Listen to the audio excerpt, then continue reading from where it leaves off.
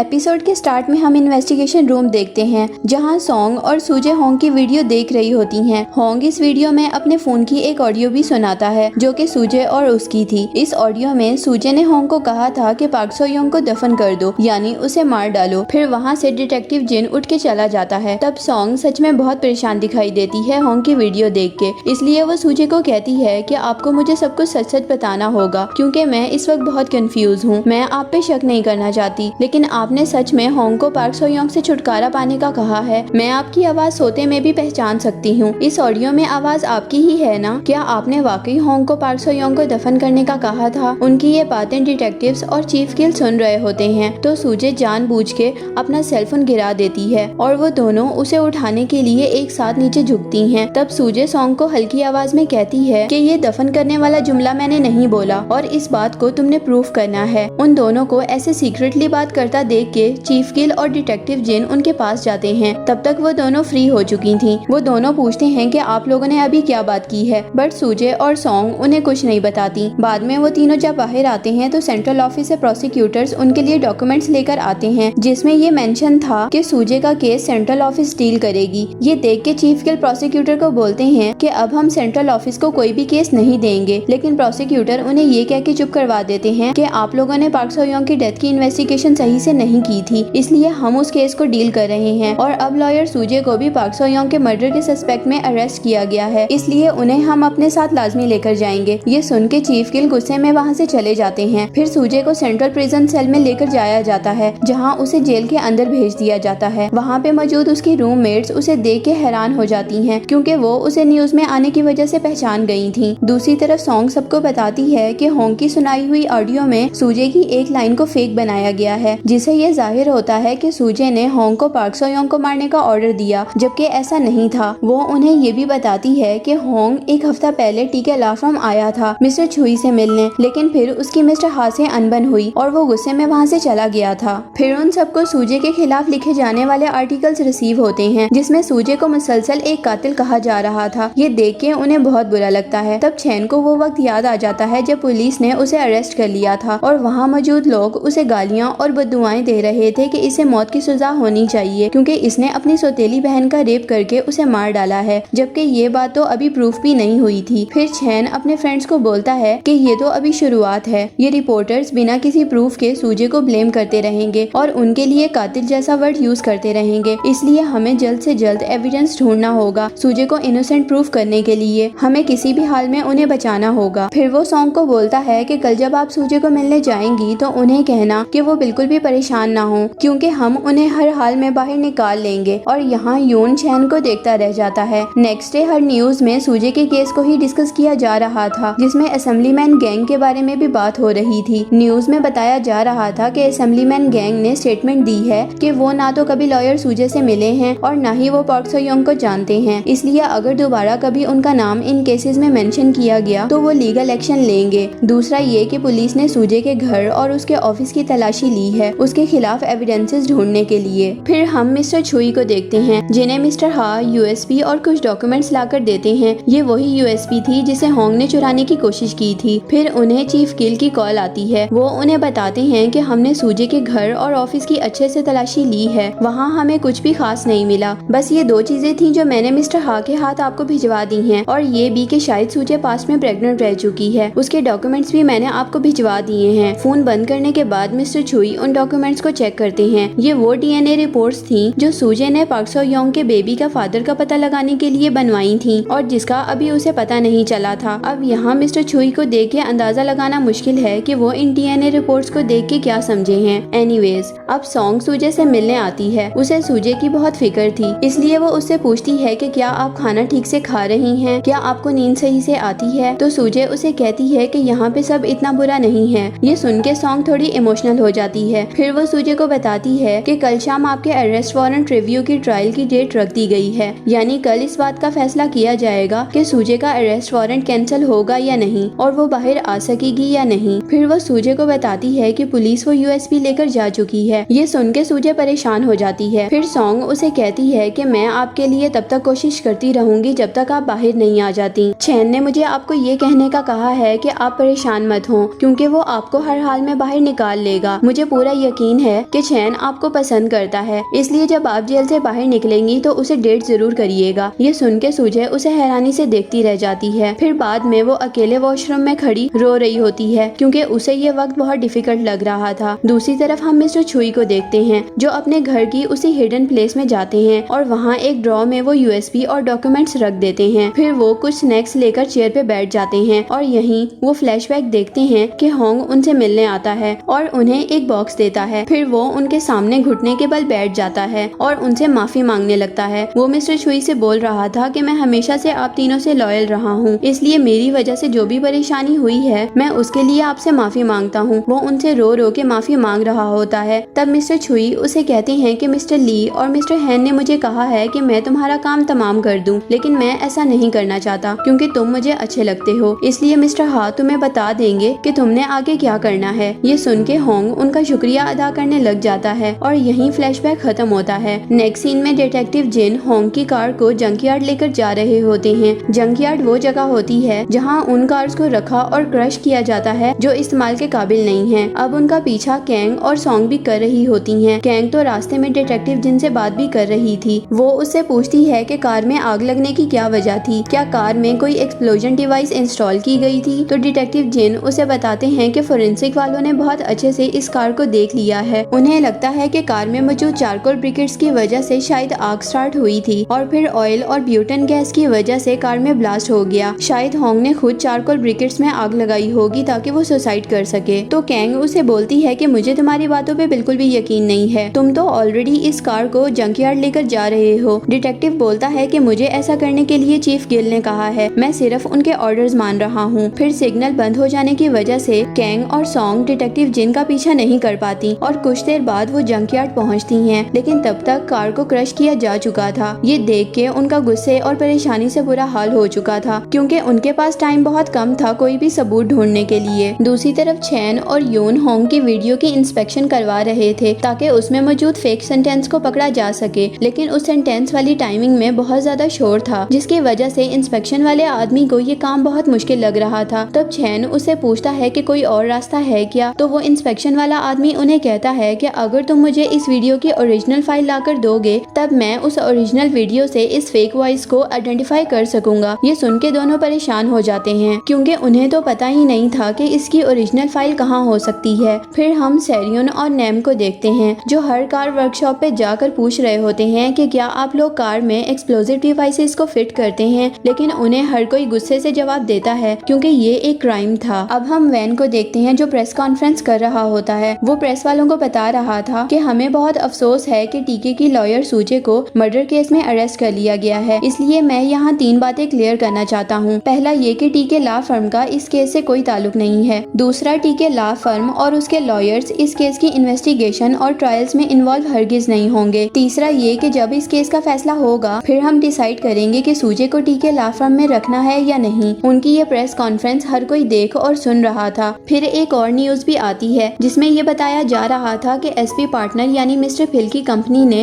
हेंसो bio को acquire करने का प्रोसेस फिलहाल रोक दिया है क्योंकि एसपी पार्टनर का कहना था कि हेंसो कंपनी उन्हें एनालाइज इंफॉर्मेशन प्रोवाइड नहीं कर रही। जब ये बात चेयरमैन हैन को पता चलती है तो वो मिस्टर तैक और अपने बेटे से इसकी वजह पूछते हैं। वो बताते हैं कि एसपी पार्टनर एनालाइज इंफॉर्मेशन को सिर्फ एक्सक्यूज बना रहा है, असल वजह तो ये है कि वो ये काम लॉयर सूजे की वजह से कर रहे हैं क्योंकि उनसे किए कॉन्ट्रैक्ट के मुताबिक हेंसो बायो की जो भी सेलिंग होगी वो सिर्फ सूजे ही हैंडल करेगी। ये बात सुन के चेयरमैन हैन मिस्टर तैक पे गुस्सा करते हैं और उसे वहाँ से दफा हो जाने का कहते हैं। दूसरी तरफ मिस्टर की और फिल बात कर रहे होते हैं कि सूजे ने बहुत सोच समझ के ये पॉइंट कॉन्ट्रैक्ट में रखा होगा कि हेंसो बायो सेल की डीलिंग उसके अलावा और कोई नहीं कर सकता। फिर हम सूजे को देखते हैं जो जेल में बैठी सोच रही होती है कि पार्क सो योंग और होंग को कौन कौन मार सकता है। उसे बहुत सोचने के बाद सबसे ज्यादा डाउट मिस्टर छुई पे होता है। उसकी वजह ये थी कि उन्होंने खुद पार्क सो योंग का केस सूजे को दिया था। उन्हें ये भी पता था कि पार्क सो योंग कब सूजे से मिलने टीके लॉ फर्म आई थी और वो ये बात भी जानते थे कि सूजे किस रात होंग से मिलने फिशिंग स्पॉट गई थी। फिर सूजे को मिस्टर छुई के असिस्टेंट मिस्टर हा पे भी शक होता है क्योंकि उसे याद आता है कि जब उसने चैन और उसके फ्रेंड्स को पहली बार टीके लॉ फर्म की रूफ टॉप पे मीटिंग के लिए बुलाया था तब वहाँ मिस्टर हा भी मौजूद थे और जिस रात पार्क सो योंग की डेथ हुई थी तब भी मिस्टर हा ऑफिस में मौजूद थे और मिस्टर हा वो बंदा था जो मिस्टर छुई के कहने पे कोई भी काम कर सकता था। सूजे को ये दोनों नाम अपनी सस्पेक्ट लिस्ट में टॉप पे नजर आ रहे थे। नेक्स्ट सीन में पूरी लीगल टीम चैन के क्लब में मौजूद थी। वो लोग बहुत ज्यादा उदास थे क्योंकि पूरा दिन खत्म हो गया था, लेकिन उन्हें कोई भी एविडेंस नहीं मिला था। इसलिए गैब और छेल उनके सामने खाना रख के उन्हें चेयर अप कर रहे होते हैं। फिर गैब उन्हें कहता है कि हमने होंग की वीडियो देखी है और उसमें हमने एक बात नोट की है जो कि बहुत ही वियर्ड है कि उसकी फिंगर्स एक मखसूस सिग्नल दे रही हैं। फिर गैब और छेल उन्हें गौर से वीडियो देखने का कहते हैं और फिर उन्हें पता चलता है कि होंग की फिंगर्स 1 और 9 का सिग्नल दे रही हैं। अब ये बात सुन के यून फौरन समझ जाता है कि ये 1 और 9 का क्या सीन है और वो उन सबको बता देता है कि होंग मिस्टर हा के बारे में सिग्नल दे रहा है क्योंकि मिस्टर हा का पूरा नाम ह इल्गो था और कोरियन में 1 को इल कहते हैं और 9 को गु यानी कि ह इल गु।